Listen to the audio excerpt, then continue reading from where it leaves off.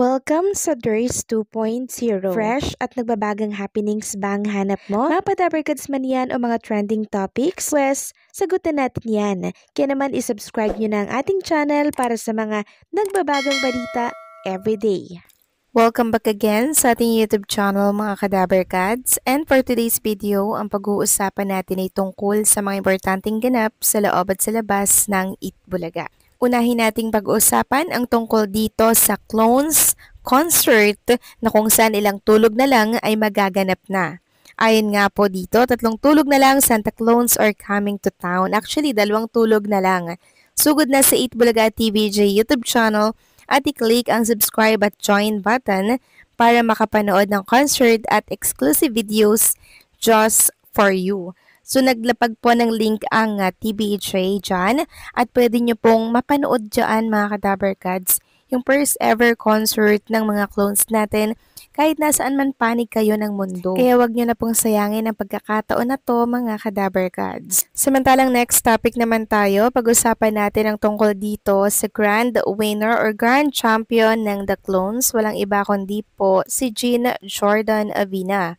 Viral po kasi mga Kadabarkads yung pagpaparinig ni Bossing Vic Soto sa kanya. Nung time kasi na nag-guesting itong si Claire de la Puente or si Jozara dito po sa Clones Open. Itong nakaraan lang yon. Alam naman natin na si Jozara kaya rin pong gayahin yung boses ni Karen Carpenter na ginagaya din po, 'di ba, ni Jean Jordan Avina. Nung pagkatapos pong kumanta nitong si Jozara Anggi, hindi po napigilan ni Bossing Vic Soto na magsalita tungkol dito sa clones po ni Karen Carpenter.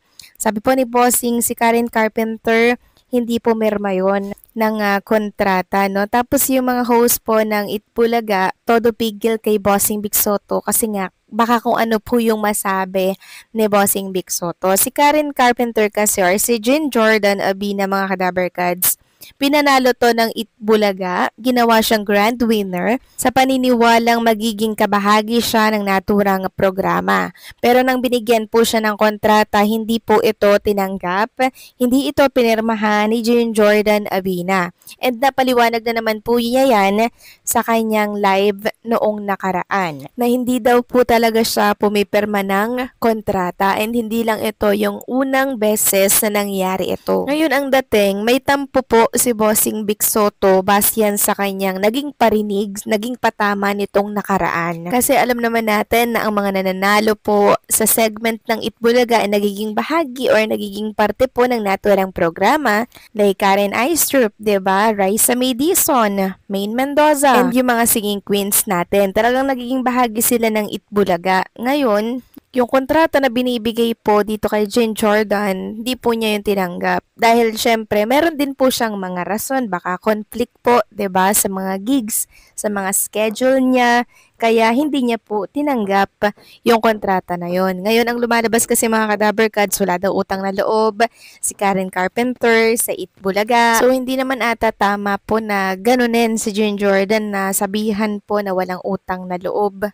'Di ba? Kasi ginamit niya naman po yung kanyang talento, 'di ba? Para maipamalas yung kanyang husay at naging daan lamang po ang Itbulaga sa mga talento niya mga Kadabarkads. Pero syempre, malaki pa rin ang kanyang utang na loob at patuloy pa rin po siyang nagpapasalamat sa Itbulaga. Sabi niya nga po, kung meron siyang schedule, pupunta siya sa Itbulaga. Yun nga lang, ayaw niya po talaga ng kontrata. Kaya't sana maunawaan po natin si Jean Jordan kasi iba-iba naman tayo ng pananaw, paninindigan, 'di ba? Yun yung desisyon niya. So, igalang na lang natin. Yun nga lang, hindi maalis kay Bossing Vic Soto na magtampo, pero bukas naman po, 'di ba? Si Jean Jordan sa mga schedule na ibibigay ng Itbulaga. Pagpirma lang talaga, doon po nagkatalo. Samantalang next topic naman tayo, pag-usapan natin mga Kadabarkads, ang tungkol dito kay Anjoy Liana na kung saan ay di umano, hindi na daw po napigilan ng emosyon na tuluyang napaiyak sa gitna daw ng matinding kontrobersya patong-patong na kaso at demanda laban sa TBJ, Itbulaga Dabarkads ni Tito Soto, Vic Soto at Joey De Leon. Nagbukas ng mas malalim daw na tanong ano nga ba ang tunay na nangyari sa likod ng lahat. Yan po ang lumabas na article kahapon, November 30, 2025. So basahin ko po sa inyo. Sabi dito, sa mundo ng showbiz, hindi maikakaila na ang bawat galaw ng mga personalidad ay binabantayan ng publiko. Kamakailan naging sentro ng usapan ang hindi inaasang emosyonal na sandali ni Anjo Eliana, isang kilalang aktor at host, nang siya ay mapaiyak dahil sa patong-patong na kaso at demanda na kinakaharap ng TVJ Itbulaga Dabarkads, ang trio na binubuo ni Tito Soto, Vic Soto at Joey De Leon. Ang Itbulaga na matagal nang itinuturing na institusyon sa telebisyon ay dumaan sa maraming hamon sa nakalipas na mga taon, ngunit ang kasalukuyang sitwasyon ay tila mas mabigat kaysa dati. Ang mga kasong isinampa laban sa TVJ at kanilang mga Dabarkads ay nagdulot ng matinding kontrobersya, hindi lamang sa industriya ng entertainment kundi pati na rin sa publiko na matagal nang sumusubaybay sa kanilang programa. Si Anjo Eliana ay matagal ng bahagi ng Dabarkads ay hindi nakapagpigil ng kanyang emosyon sa harap ng media at publiko. Nakita siyang napaiyak, isang malinaw na indikasyon ng bigat ng sitwasyon. Ang kanyang luha ay nagsilbing simbolo ng hindi lamang personal na sakit kundi pati na rin sa kinabukasan ng kanilang grupo. Marami ang nagtatanong, ano nga ba ang mga kasong ito bagamat hindi pa lubos na malinaw ang lahat ng detalye. Ang mga demanda ay may kinalaman sa mga isyu ng pamamahala, kontrata at karapatan sa programang Itbulaga. Ang mga pangalan ni Tito Vic at Joey ay muling nabalot ng kontrobersya at ang kanilang mga tagahanga ay hati ang opinyon. May mga naniniwala na sila ay biktima ng hindi patas ng sistema, habang iba naman ay naniniwalang may pananagutan sila sa mga kasong isinampa. Sa social media, mabilis na kumalat ang mga larawan at video ng emosyonal na sandali ni Anjo. Ang kanyang pagluha ay nagdulot ng matinding reaksyon mula sa netizens. May mga nakisimpatya, may mga nagbigay ng suporta, at may mga nagtanong kung ano ang susunod na mangyayari. Ang eksenang ito ay nagpatunay na sa kabila ng kasikatan, ang mga artista ay tao pa rin na may damdamin at emosyon. So balikan natin yung headline ng article, mga Kadabarkads, no? So ayon dito, naging emosyonal daw si Anjo Eliana, tapos patong-patong daw yung kaso at demanda ng Tito Vic and Joey. Sa aking pagkakaalam, mga Kadabarkads, hindi pa po nakakasuhan si Mr. Anjo Eliana. At kinumpirma po yan ni Mr. Anjo Eliana, mga Kadabarkads. Sabi niya, mga fake news daw ang naglalabasan ngayon sa mundo ng social media, lalo na po ang mga write-ups na katulad nito.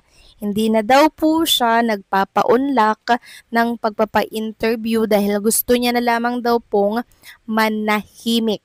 Sa madaling salita, mas pinili na lamang po ni Anjo Eliana na manahimik at wag na daw pong pahabain ang isyong ito. Yan po yung kanyang sinabi, mga Kadabarkads. Sa madaling salita ulit, umatras na po, sumuko na, nag-back out na si Anjo Eliana sa kanyang ginawang kahihiyan at kontrobersya dito po sa social media. Sabi nga ni Anjo Eliana, abangan ang susunod na kabanata. So paano, mga Kadabarkads, hanggang dito na lamang pong update natin. Maraming salamat sa patuloy na panonood at pag-suporta, and also don't forget to like, share, comment, and subscribe.